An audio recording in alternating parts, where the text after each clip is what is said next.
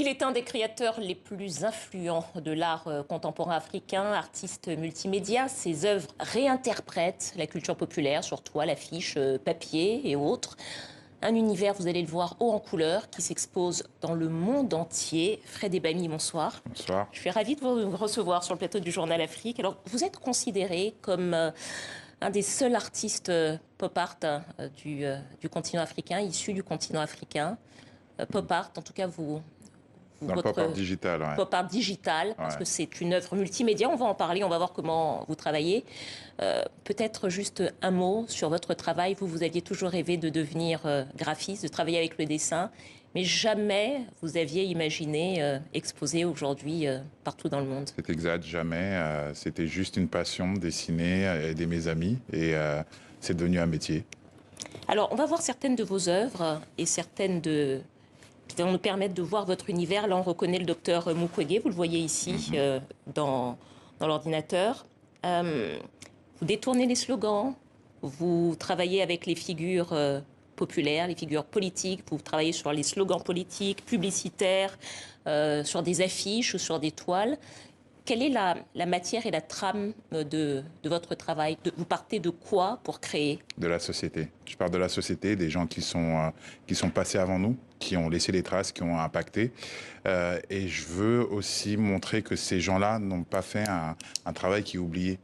On a retrouvé, on a utilisé, on s'est inspiré de ce qu'ils ont fait et on a essayé de faire mieux. Et ce que moi j'essaie de faire, c'est de reprendre ce qu'ils ont fait à ma sauce d'aujourd'hui pour que les jeunes générations puissent faire mieux.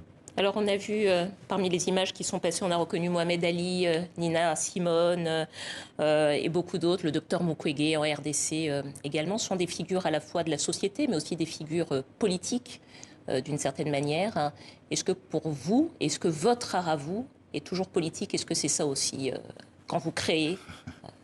Alors avant, je disais que non, parce que je ne voulais pas faire de politique, mais je me rends compte que quand on parle, on dit des choses, on veut faire changer les choses, ça devient politique.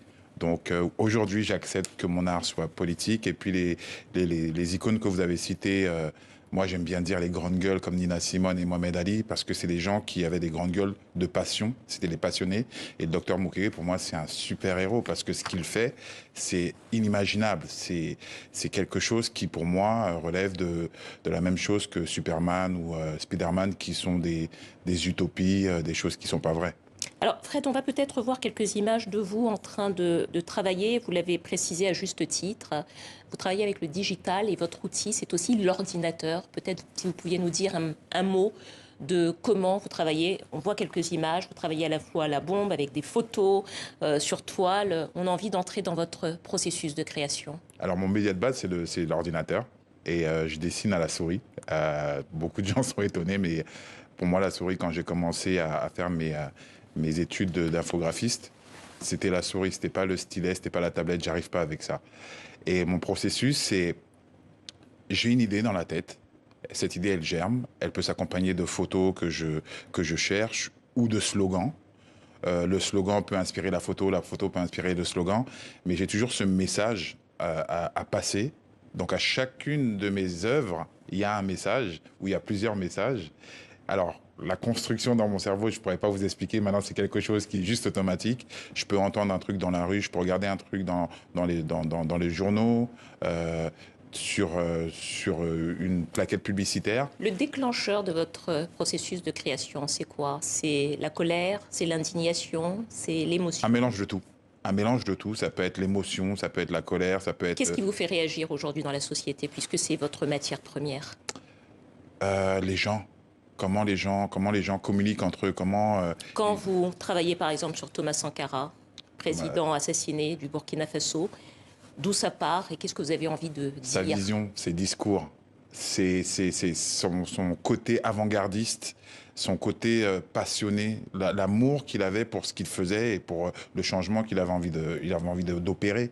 C'est tout ça. Et selon les icônes que j'utilise, il y a des choses différentes.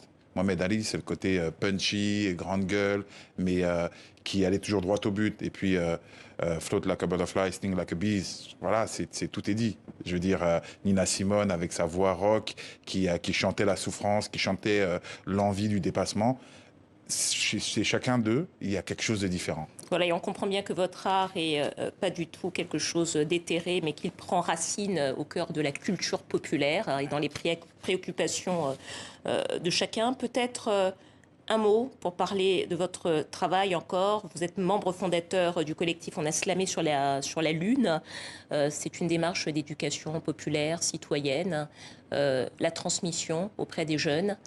La transmission, l'amour, la chaîne, parce que je dis aussi que notre génération, on est la génération, le maillon qui tient le passé et le futur. Et on a eu la chance d'avoir côtoyé les anciens. Donc on a la chance de pouvoir s'inspirer du passé. Merci beaucoup, Fred Ebami. Je rappelle donc vos œuvres qu'on peut voir dans l'une des expositions, c'était ce week-end en région parisienne, et que vous portez également autour du cou. C'est ça. Puisque vos œuvres sont multiformes. Merci à vous, Merci. Fred Ebami. On peut retrouver votre agenda sur votre site internet. C'est ça.